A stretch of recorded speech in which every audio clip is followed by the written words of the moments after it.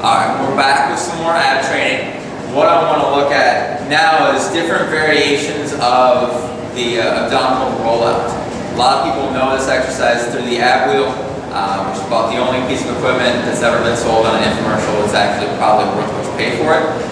But there's a couple of different progressions that you can use on rollouts depending on what equipment you have available and also what your strength level is.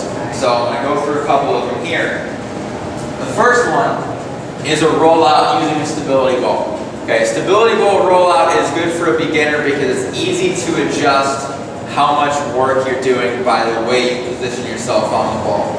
So essentially a rollout, I'm going to have you come down onto the knees, position your hands across the ball, and then to start you're going to brace your abs like if somebody was going to walk up to you and kick you as hard as they could in the stomach. That's the sort of tension you're trying to create.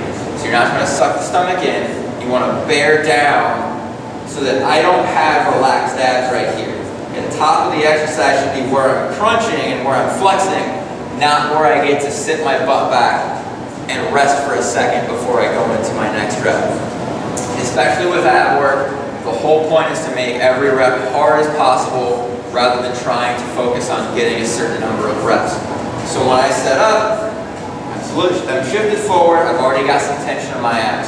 Okay. Depending on how close I position the ball to me to start, it's going to make the exercise easier or harder. So if I start with the ball pretty close, it's going to be a bit easier because as I roll out, my arms are going to kind of shift up onto the ball, my back's going to stay flat, I'm going to flex my abs to pull back to the starting position. And again, I want to be careful not to lose tension on here, so I really want to squeeze. So as I roll out, some of my weight now gets shifted into the ball, so it's going to look a little bit easier. If I want to make it harder, I can just start with the ball a little farther. So my starting position has me slanted a bit more forward. Now as I come out, less of me gets up onto that ball, so I've got to lift a higher percentage of my body weight to get back to the start. Okay, but every rep needs to start with the tensing of the abdominals rather than with pulling with the arms. Okay? You might feel a little bit of supporting tension in the lats and the triceps, but this should be the first thing you feel. Only roll out as far as you can maintain a tight abdominal wall. You don't want to let the lower back collapse when I come out. I don't want this. I want to make sure everything stays nice and straight. And drawing back. Just, position yourself based on skill level and strength level. The next variation then will be with the ab wheel, which is what a lot of people know as the rollout. With this one, you are limited on how far you can go out by your own strength. So it's not a great tool for beginners because if you're not tremendously strong, you might only make it out to this point before you've got to pull yourself back. And a lot of people struggle with collapsing the lower back when using the wheel itself. So you should have a decent level of abdominal strength kind of already there before you really break out this particular variation. Otherwise use the stability ball. Because the benefit here is that you can get quite a bit farther out with the wheel. Again, I don't want to take tension off my abs, but you can get a lot longer range of motion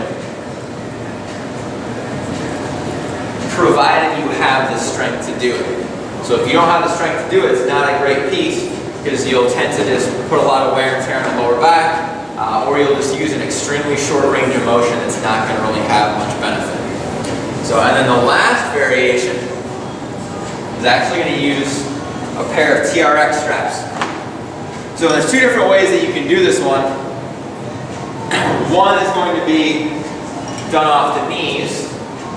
So all we're doing here, same concept. Okay, I want to get some tension on my abs. I got the arms straight, abs are locked, my neck is just staying straight, rolling out all the way, and then pulling back without losing tension.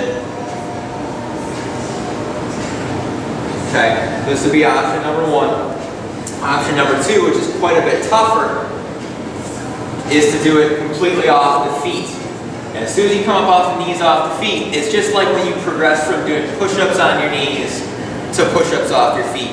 The difficulty is going to go up quite a bit. So it is a pretty big jump to go from the knees to the feet. So you're not going to be doing very many reps probably off the feet. You're just going to be all the way out and then pulling back underneath the chin. Again, I don't want to lose tension, so I don't want to shift my hips backwards. So I stay right here, nice and locked in. If you can get your upper arms to line up with your ears, it's probably a pretty good range of motion. There's not much need to go any farther than that. The only way you'll get much deeper is, again, by kind of collapsing into the hips. So, a couple of different ways that you can progress the rollout, depending on what you have around and depending on how strong you are. Hope that helps.